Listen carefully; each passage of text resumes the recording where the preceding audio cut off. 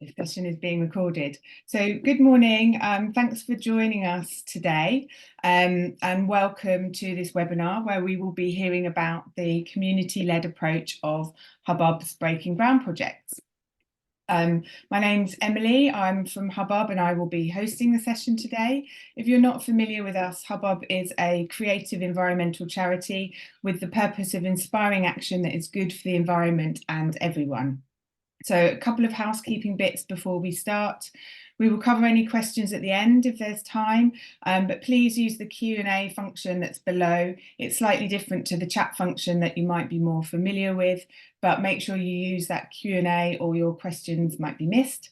Also, this session will be recorded and we will be uploading the recording to our website after today, so it will be available to share. So over the next hour, we will be hearing from a brilliant panel of people that were directly involved in the Breaking Ground projects across London last year. So this morning, I'm delighted to be joined by Yannick Nair from Black Majority Ethnic Volunteers in Greenwich, the community partner that ran the Breaking Ground project in Glendon Estate, and Israel Obed from the Breaking Ground Greenwich Steering Group.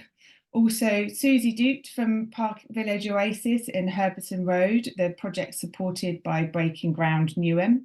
Ava Hoffman, a student who supported Ealing Council with the Breaking Ground project in Radcliffe Way in Northolt. And Billie Jean Holmes, now a project coordinator for Hubbub on the Breaking Ground projects, but previously the community coordinator for the pilot project Greener Together. But before I talk to our panelists, a bit of background on Breaking Ground. So back in late 2021, we set out to find ways that we could help bring social and environmental benefits to neighbourhoods that typically hadn't received much investment or support. We knew that these areas were also feeling the effects of climate change whilst being less likely to have caused it, and that the communities there were typically underrepresented in environmental programming. So Breaking Ground was a 12-month programme of support for social and environmental change in London neighbourhoods, funded by the Mayor of London and City Bridge Foundation. We wanted the projects to be designed and led by the people who lived in these neighbourhoods, and we wanted to nurture local leadership, create legacy, and find ways for the majority of the risk to sit with Hubbub to ensure that these projects were genuinely community-led. So over those 12 months, we made plans, we changed plans, we pivoted and adapted to be able to deliver support that was genuinely what the communities we were working alongside wanted and needed. We listened and learned and were led by the experts, the people who lived there. And through providing grants and mentoring, we're able to facilitate transformational work by groups of neighbours who wanted to create change. So please do have a look at the impact video and report on our webpage to find out more about what they achieved. So firstly, Yannick, I'd like to come over to you. Can you tell us more about what this looked like in Glendon Estate, and were there any particular barriers you were working to overcome?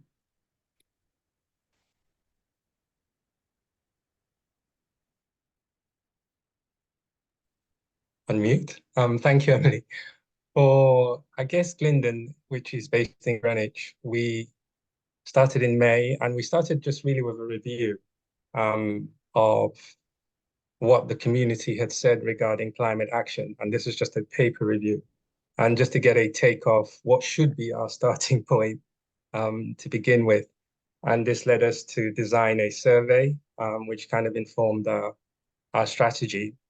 And it also highlighted, I guess, one or two things that we needed to be mindful of with regards to a lack of trust in terms of, I guess, the community and its responses with regards to what they had said before, whether it was related to climate change or otherwise.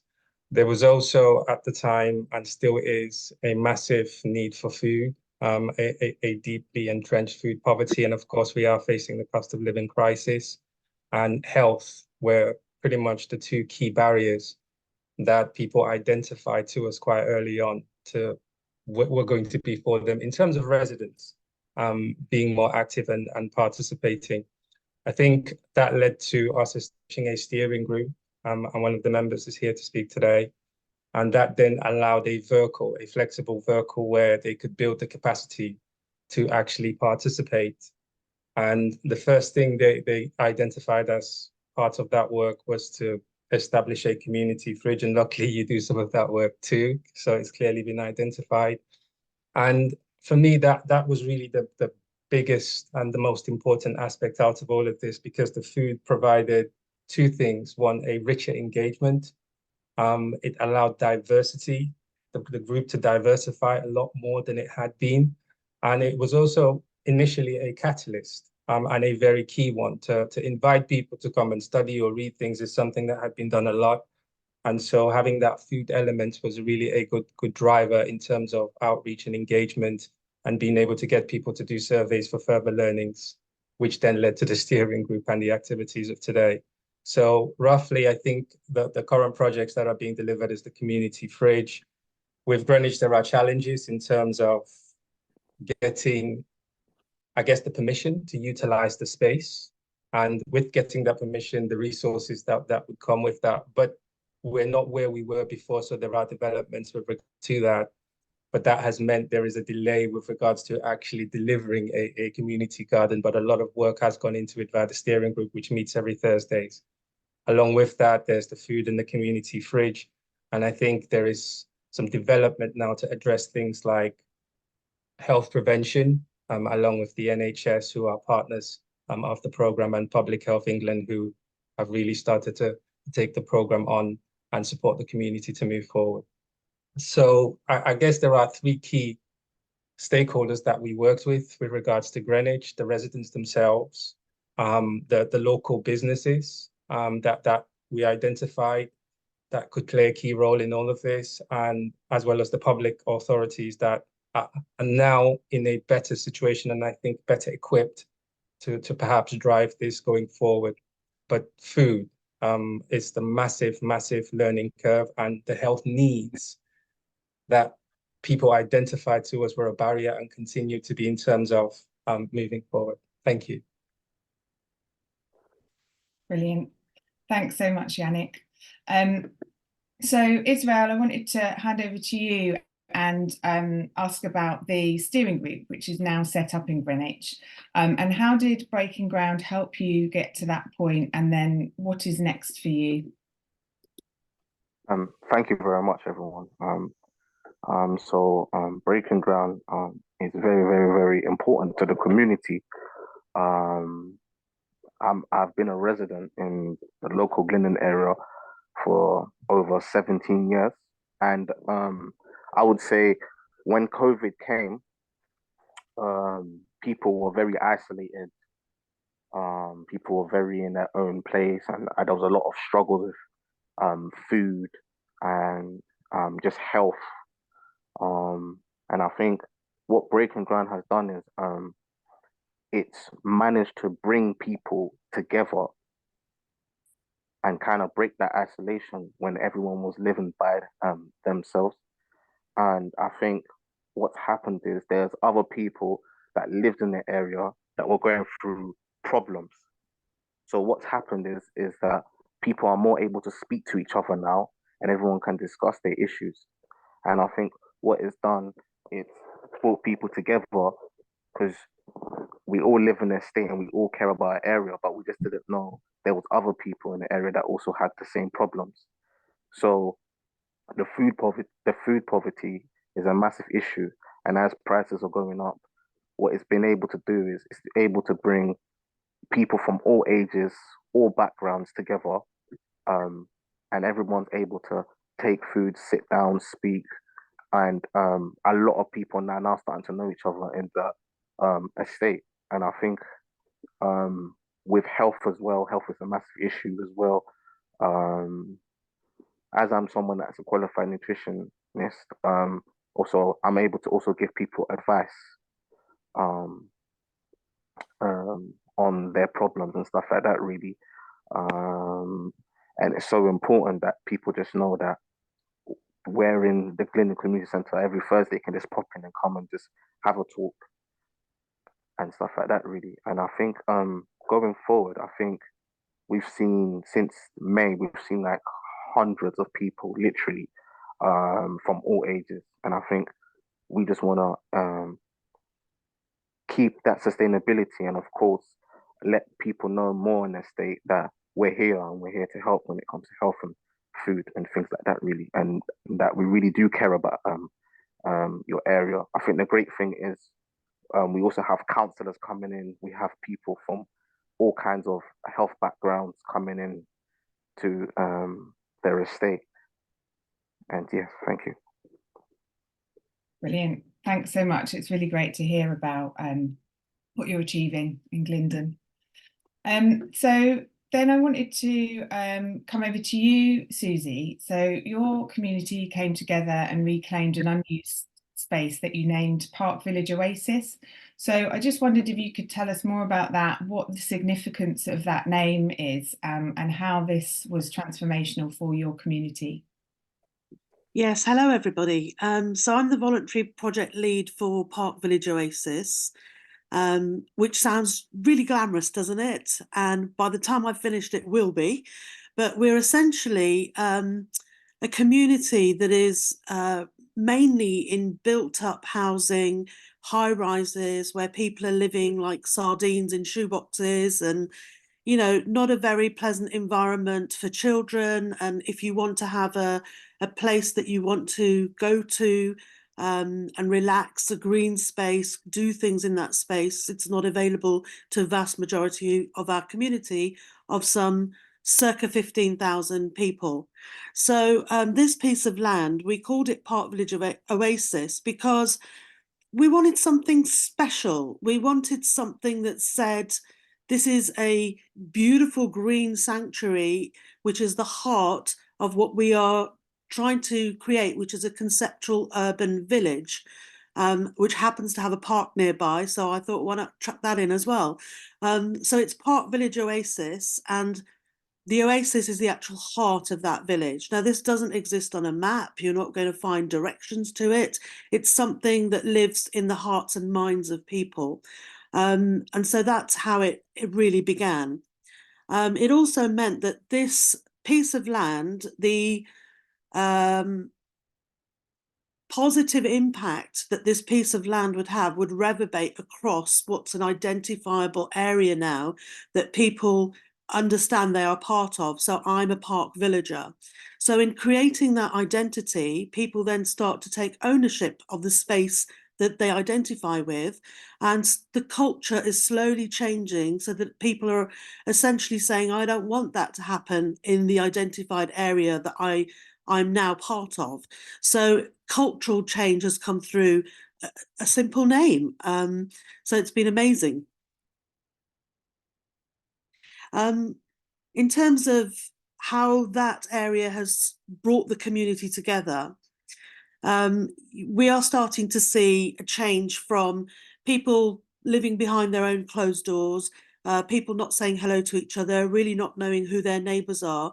And it's absolutely transformed the area where you've got people saying hello to each other in the streets, neighbours are becoming friends, people are sharing things together, asking for help, giving help, just completely transformed. When I look out of my window and see people speaking to each other who would ordinarily have just walked by each other, this element of suspicion you have of your neighbours, that you don't really want to engage with them, has completely broken down. So you've started to see a cohesive community coming together for the greater good of all, which has been phenomenal. Some of the benefits of that. So we have the park nearby, but essentially you can't do in the park the kind of things that you could do in the oasis. So for example, we have a green space in the oasis where people are growing their own food. Children are learning what it's like to touch soil, plant seeds, watch things grow through being nurtured, and to have a bounty at the end of them that they can enjoy, which is organic, that they would never have been able to afford in the shops. So that's been a really big plus. People are coming together to learn from each other. So we've done some open air workshops because we don't have a shelter in the oasis at the moment. They've come together. One of our programs is Oasis Embraces. So it's a cultural exchange program where we're trying to get people to understand each other, to break down fear of the unknown. So you start to understand people's culture, and that's another way to cement relationships within the community, and that's working so well. So there's lots of things you can do in the Oasis that you really can't do in a park. Plus, the safety element in the Oasis, it's managed. You know who's going in there. You know that there's not going to be drugs or alcoholism or antisocial behaviour. These sorts of things that have been rife around this neighbourhood doesn't happen in the Oasis. And in fact, one of those impacts that I was talking about is you're seeing a decline of it in the neighbourhood, which is just mind-blowing. It's fabulous. One of the really positive things that we've seen come out of this is people's attitude towards nature. And I want to really tell you about what we're doing with respect to climate change. So when you are an individual siloed in your home, you're not really thinking about the collective benefits of your actions. You really are like, well, somebody else will do it, said 8 billion people, right? So really, we've started to see a change in attitude from the people. Look, when they're mixing with each other and they see somebody is trying to reduce their use in plastic, trying to conserve water, trying to do things that are made, not bought, you know, homegrown food. It really is. Don't know if anyone remembers The Good Life. That's really what we're trying to create here. We had a water crisis last year, and we're probably going to have that again this year in terms of being able to water the garden. And people are bringing a bottle that they've kept for the 6 months, filling it up with water that ordinarily would have gone in the drain, but it's perfectly good to water the garden with. And so to see these people collectively coming together and pouring in, you know, 50 mils of 5 litres of saved water over the months to feed the garden has been amazing. So these kind of climate habits for the positive, we've seen, you know, changes happen there as well. So it's really limitless. We can make it what we want it to be. So the world is literally our oasis. Thank you. Amazing, thank you. That's just brilliant to hear, and great stuff happening at Park Village Oasis. Thanks for sharing that, Susie. So Ava, I wanted to come to you next. So you have got the slightly different council perspective on these projects. So I just wanted to ask, from that council's perspective, what new approaches helped you work alongside the community in Northolt for the Breaking Ground project there? Yes, I'm so happy to be here. Thank you so much, Emily, for having us, for hosting this event. I'm happy to share some of my experiences, what it's been like to work on the Breaking Ground project from the council side. I joined Breaking Ground, or I joined the council last year, and at the time, some engagement had already happened. There was a survey, and we knew what was important, what topics were important to the community, and that was really to have a greener, a cleaner estate, and to have more art on the estate. And I came in and I thought, well, what can I do to support the community implement projects tackling these topics? And I was thinking, well, I think it's really important to equip the residents with the skills, with the knowledge, in order to implement these projects. So I went about organizing a series of project management workshops and soft skill workshops. But unfortunately, only one person showed up to these workshops.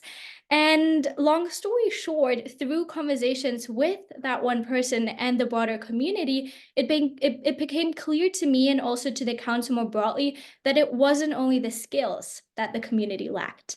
They lacked trust in the council. They lacked confidence in their own ability to create change and to drive change through projects on their estate. And overall, there was a lack of community and engagement. The community group was just too small for them to actually be able to implement projects. And it would have been something led by us rather than the community, which really isn't the point of Breaking Ground, right?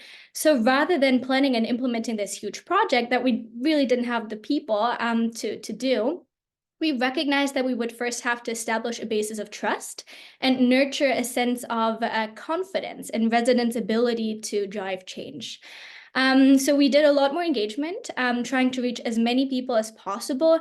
And together with our community partner, we decided to implement very small scale projects that require little commitment from the community, from the residents, because we wanted to get as many residents as possible out of their homes to come and join us, and B, projects that would have a very visible and tangible effect on the community. So changes that you could readily see that really would make it cleaner and greener without it taking months and months for it to materialize. We are actually going to have an event to revitalize the community garden on the estate in 2 weeks because it's been abandoned for a very long time. It's in a very bad shape. And this community garden, which is at the heart, in the center of the community, it's just been this visual representation of the community having been abandoned and forgotten, and there being this lack of hope and confidence in positive change. So we partnered up with a local artist who's going to paint the planters, with a gardener who's going to help us clean the garden and plant new stuff. Children are going to come. We partnered with the primary schools on the estate. So it's going to be this great event that stands for a fresh start, I guess, that I think has a lot of symbolic importance as well. So yeah, let me wrap up and tell you what my key learnings are. I think it's 3 that I would want to share with you guys. The first is that you really need the support of community leaders. I underestimated how important it is to have people on your side supporting the project who are known in the community, who are trusted. I think that we are very lucky. We have a wonderful community leader, Dina, who has been supporting us, who's been absolutely fantastic. And that's just so valuable. The second thing is you have to get out there and connect to the community. Rather than making assumptions, like I did at the beginning and thinking, oh, I'm sure that they need project management skills. No, you have to get out there and listen. You have to understand what people really need, and you can reach them. You just have to go where they are and make the effort and, walk the extra mile. And finally, and this final point may seem obvious, you need money, you need time, you need commitment from both sides. We have been lucky. I have been able to dedicate time on a voluntary basis on this. I know that otherwise the council would have greater difficulties in spending that much time on this project. And I know that a lot of councils are struggling with, making the time, but it's just really necessary. It seems so obvious, but in order to make it work, to build those connections, to build the trust, to realize projects, you need to have the money, you need to have the time, and you need the commitment from both sides. So yeah, that's what I want to leave you guys with. I'm happy to answer any questions. I'm so happy to be here and have all of you guys join. Wonderful. Thanks, Ava. That's great. Some great takeaways there. And just a reminder, anyone can pop their questions in the Q&A, and we'll come to those if we have time at the end. But yeah, thanks very much for that. So I would like to hand over to Billy next. So Billy, I'd really love to hear a bit more about your experience starting with Greener Together and then working with the Breaking Ground projects, because you have that kind of unique perspective from both sides. So if you could share more of that, that would be great. Yeah. Hi everyone, thanks for joining us on this panel meeting today.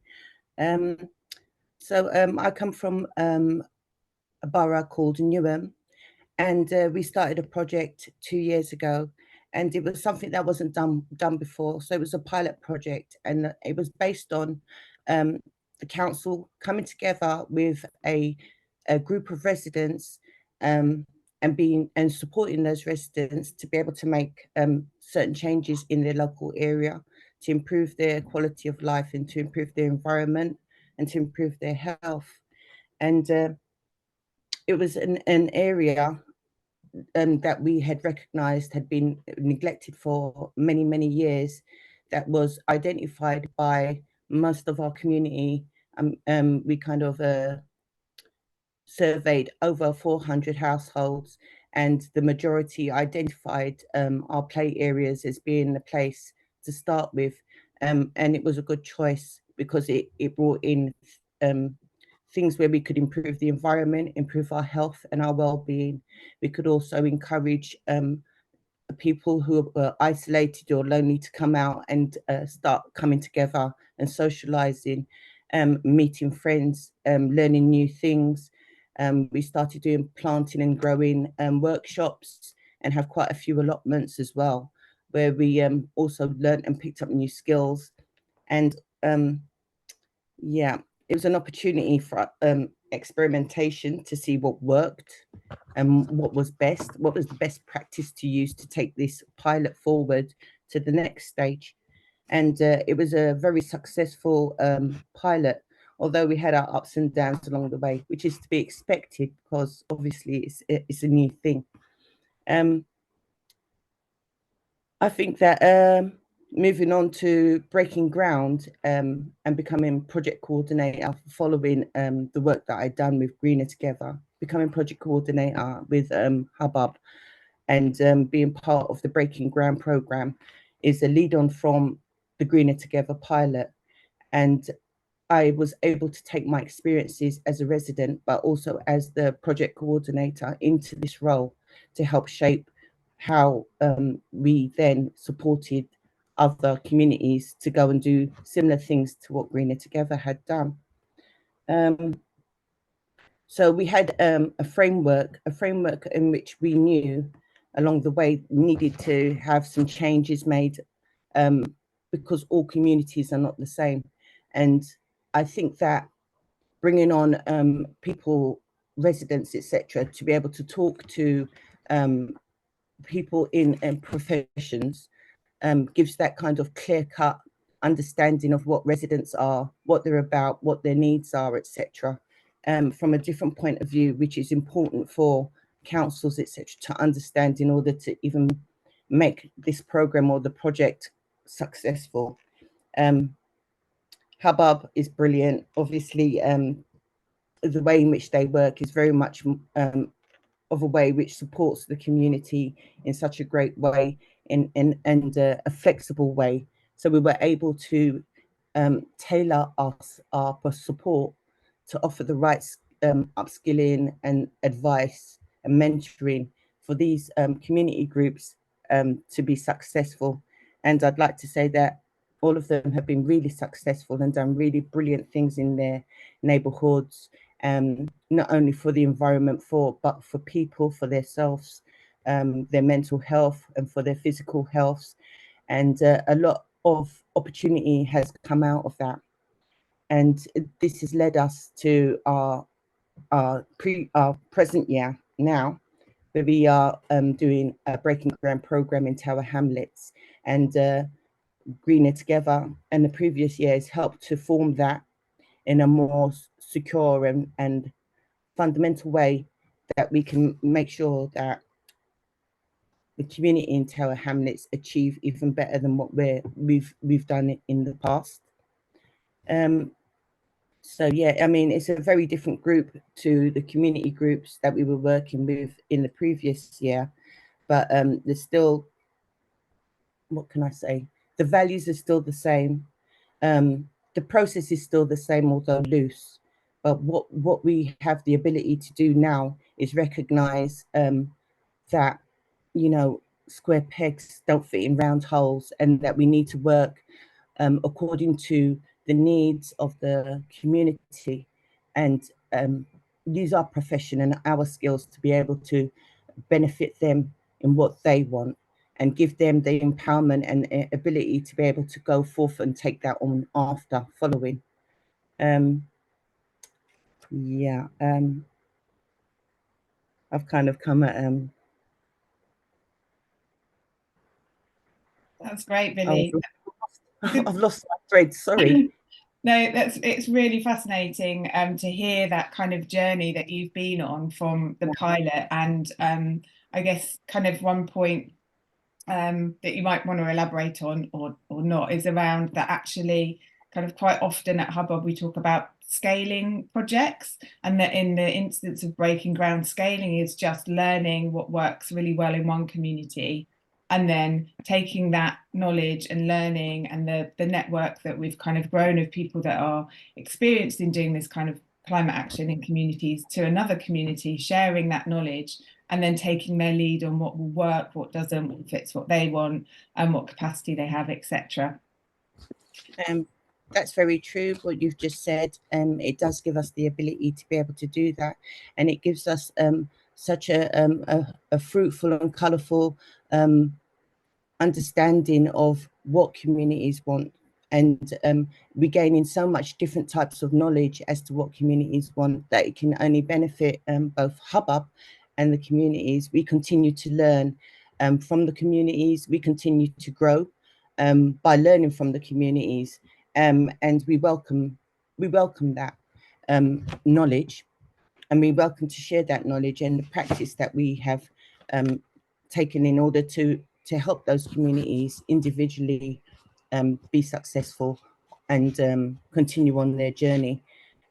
So I mean, we've kind of we're kind of in a good position to be able to talk to other like councils or other community groups, or anybody that wants to source our kind of expertise and understanding of how communities work. We also have the ability to network around the community groups that we've made, and there's so much brilliant people in there with so much amazing minds that we are now introducing them to other communities so that they can become a strength across the whole of London together and support each other and grow together. So that's my hope, and I can see that is happening now, and it's really great to see, because following Greener Together, that's exactly what I saw as the plan for the future, is to take what happens at Greener Together forward to other communities and empower residents to be able to do similar things and the same. And this is what's happening. It's growing and it's getting better and it's maturing, and it's just such a brilliant thing to see. And I just want to thank everyone, Hubbub, all the councils, everybody that's supported, been involved, all the funders, all the amazing residents, everybody, for the amazing journey that I've also been on and learned and taken from you and learned and grown from you. So thank you for that. Fantastic, and completely echo those words, Billy. So thanks for sharing. It has been a journey, and I think, you know, we've a learning journey for all of us. So it's been great. Thank you. So next, I wanted to just do quite a quick fire round to all of the panelists, and just ask if there's one thing you could share with our audience today that you wish you knew before you started your journey on the Breaking Ground projects. So Susie, can I come to you first? Yeah, so the one thing I would say is, as a member of the community, I didn't know that we were important to the council, to funders, to you know, different organisations. So I thought to get what we needed, we had to be a little belligerent. But actually, there are people out there who want to support us, but we just need to get that connection. Amazing, thank you. Yannick, do you have one thing to share? Yes, we are predominantly a deaf and disabled people's organization. Our work is to do with neurodivergent families, predominantly. And some of you may be aware, there is a lot of conversation in that community at the moment, not being part of climate action. And so this has been special for us. And that goes along with the process. And when I say the in-project process, the mentoring that came with it, which has been unique. And so that's a huge, huge takeaway, not just for us, but I think for those that are campaigning, as I'm speaking to you, to have more access to initiatives like this. Fantastic, thanks, Yannick. Ava, do you have something to share? Yeah, I think it would be that the council really has to understand how to best support the community. As I said, not making assumptions as to what we think, what the council thinks would be best for the community, but listening, going into the community, listening what they need, what their needs are, and then tailoring a plan and making an effort to meet those demands. So I think, yeah, to for it to really truly be community led, the council has to reorient itself and have to look what the community really needs rather than making those assumptions internally first. Right, thank you, Ava. And Isabel, did you have something you wish you'd known before you started your journey, or one thing you wanted to share?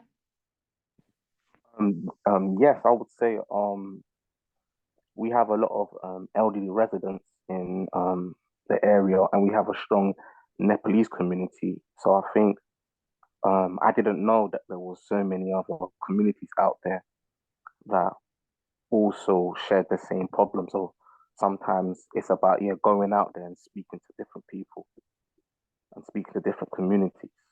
And that's what I would say. Fabulous, thank you. Oh, I just muted myself. So that's all of the questions I had for the panel. So we have some time now. We have kind of about 10-15 minutes to go through some questions in our Q&A box. So we've got one here that says, were there any barriers for people knowing how to cook the food that they had grown?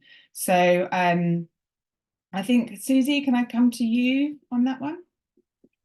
This is a very interesting question, because we actually did a project, a herbing project, where we grew the food and focused on herbs. We had a professional chef who was actually a resident volunteer to run cooking lessons in the oasis. And we had a farmer who was showing what food to pick, how to pick it, and bring it to the table ready for cooking. That was a 3-week program, and there were 6 workshops that were involved. And the first thing is that you give people an idea of how to cook something, but you can't be in their kitchen with them, looking over them. So the professional chef, we put a cookbook together, and the professional chef, he put his recipes and methods in there. So that was one guidance for the community. The community also brought some dishes to the oasis. So we actually put some guidance on our social media and on our WhatsApp directly to individuals with respect to the food hygiene regulations and what people need to think about when they're preparing food, not only for themselves, but for publicly. And then there was this something that you really have to bring to the front of your mind, that this point that not everyone is the same is really important, because some people will not go where there is pork or meat that's not halal, or people want vegan food. There are people with allergies, and you have to make sure that you list ingredients. So all of these things, which are things that people would expect in the commercial world, but not necessarily see in the community world, they are still things that we have to think about for health and safety, and out of respect for people's cultures, and to make these things as inclusive as possible. Right, thank you. And then we have a question here for Yannick, Israel, Susie and Billy, that's asking, how did you hear about the Breaking Ground project, or I guess in your instance, Billy, the Greener Together project? And what were your existing links with the communities that you worked with? They also say it's really great to hear about your inspirational projects. But Yannick, could I come to you first? If you could explain a bit about how you found out about Breaking Ground and what your kind of links into the Glyndon community are. Yeah, thanks, Emily.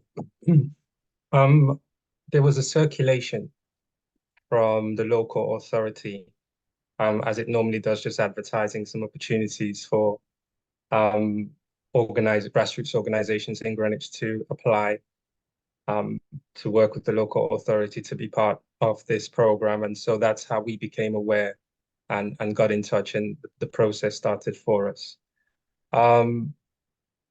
What was our existing links?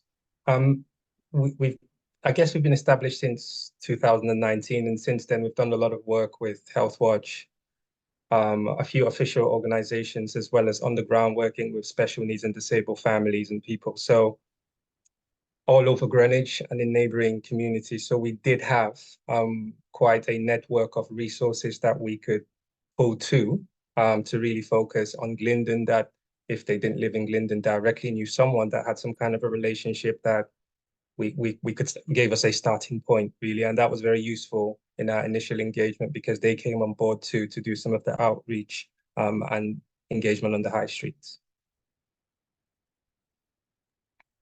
Great, thank you, Yannick. And Susie, did you want to add? Because I think your experience was slightly different. Oh, our experience was completely different. Very short potted history. Woman sitting in window, sees drug deal going on outside her house, thinks, should I put this brick in my handbag and go and chase them? And then realised, really, that's not a sensible thing to do, Susie, so why don't you think a bit smarter? So what I did was I started up a neighbourhood watch group.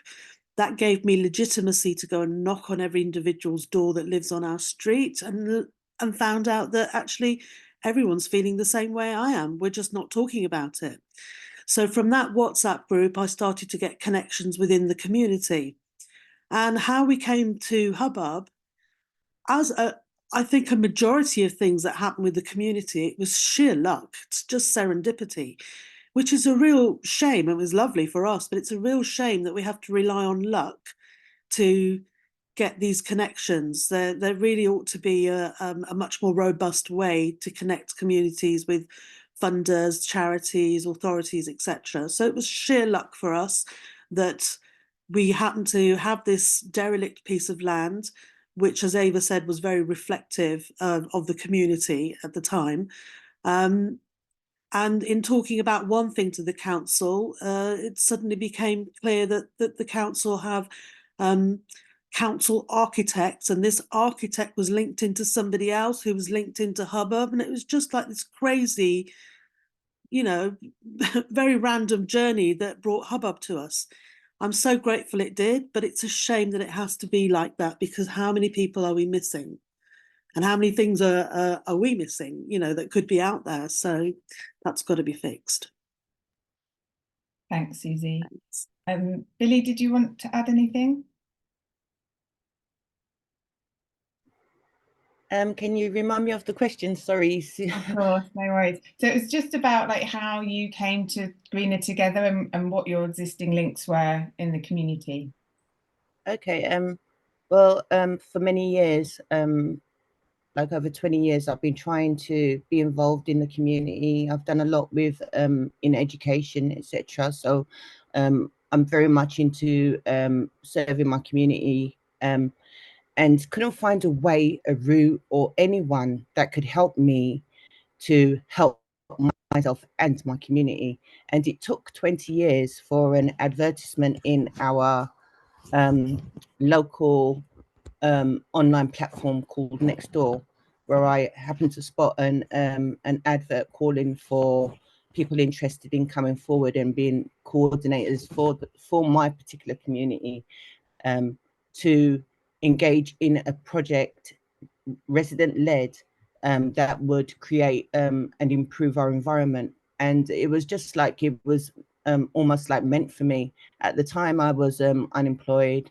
I have a few disabilities, so at that time I was going through some medical things and coming out of it and wondering what am I going to do next. And this just came at the right time, and I contacted the people that had put that forward, which was I believe Pete from GLA had put the advert in, and we got talking actually at their first event, which was a planting party, which they'd kind of flyered our local roads and invited us to come down and talk to them and say what our concerns were or what our ideas and suggestions were. And that's how I got involved. Because I've been living in my community for so long, I kind of knew a lot of the things that were happening, that were good, that were not so good. I've spoken to so many people over the years. I've heard their stories. We're all on, more or less all on the same page. So I could represent them in a totally real and true way. And from that, I became the kind of go-to person and the connector, the coordinator for my community and the plus 400 households that we surveyed and got involved in helping us to galvanise and get funding from all sorts of places in order to improve our central playground area. So yeah, I mean, that's kind of where my story started. And from there, I suppose it grew. As a pilot, I was involved in going to a lot of events and networking and being on some panels, obviously representing the Greener Together project and my community via media, so on radio on a regular basis and things like that, and spreading the word. And I think doing those things had led me to build better relationships and greater relationships with people, professionals, organizations that I would never have been able to do or know about, or if I didn't get the support from the Greener Together team in the beginning. So it's been really hard knowing that it's taken 20 years for something like this to happen, when someone like me in my community was looking for something like this to happen 20 years ago. I'm 20 years older now, so it's you know, the energy levels are not so great. So I've just managed to come at the right time before, you know, I'm looking to retire in maybe 10 years time, and lay something down that we've always wanted down in our community. I'm so encouraged by my community, the strength that they've shown, the support that they've given in order for us to do this. And it's something we'll never forget. It's something that I'll never forget. Yeah, I'm forever proud. Quite rightly proud, Billy, as well. Thank you. Yeah, and I just think it kind of goes to show that there is lots of motivation all over London and all over the country. There are lots of people in lots of communities that want to take action, and that, you know, the programs like Breaking Ground can help kind of unlock that and facilitate that. But it is based on dedicated people that want to change their neighbourhoods, and there is kind of no shortage of those people that want to do that. Thanks very much. So I think we've got time for maybe 2 more questions. So there's one here about, so this is kind of for Ava. So this is more particularly around any of the key early steps that you took to engage more with the community, and if you can share anything about methods that you used for encouraging participation.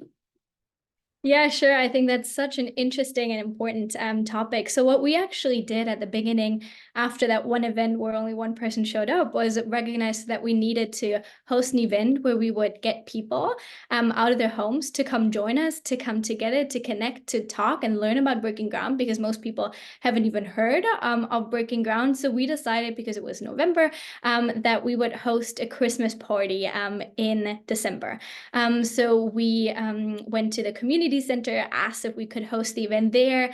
We ordered tons of food, had music, had a lot of decorations, and to reach the people, because that was really hard, we not only stood outside in the community and talked to people, but what we decided to do was something that we didn't do before, which was quite novel. We actually sent out letters to every household, and that proved to be very effective, to really like physically send out letters, ask them to sign up, to come join us. We also asked the primary school to send out our flyers to the parents of the children attending the school, which was super successful too. So at the day of the event, everybody who came to the food bank, for instance, knew about the event, and more than 60 people ended up showing up. And that was really major. Like, it was such a huge event. So many people showed up.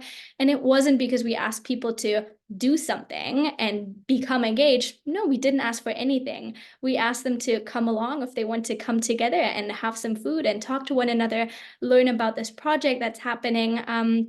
And that was really fantastic. So a lot of people actually signed up afterwards, gave us their contact details to stay in touch. And I think it was really about having a big event, having food, having, you know, music, decorations, a nice atmosphere to get people out of their homes to come together. Because that is one thing I learned, the basis of doing a community project is having a community in the first place. And in Radcliffe Estate, there is no such thing as a sense of community and a sense of belonging. So we really have to nurture and establish this sense of community, and it's those events that really are the starting point of such efforts. Fantastic, thank you. So I think we've got time for one more question. We've got loads of great questions, so maybe we can potentially follow up with an email with some of the answers from the panels to the ones we haven't managed to get to. But there's one here that I think would be a really nice question to close with, and it's, is there a particular memory or example you have, or perhaps something that a community member has shared with you through these projects that really highlights how important this work is? So Susie, can I come to you first? Hi, can you hear me? Yeah. Yeah, there is a standout moment for me.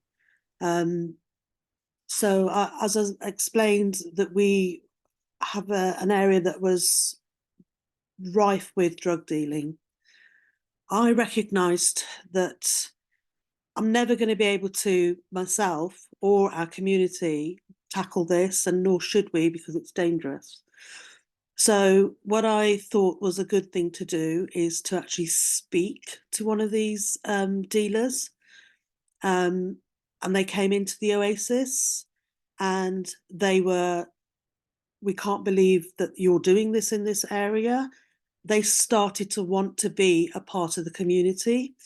They were sitting in the Oasis when some, community members, other community members were there, and somebody lit up as a drug of some sort, and the drug dealer kicked him out.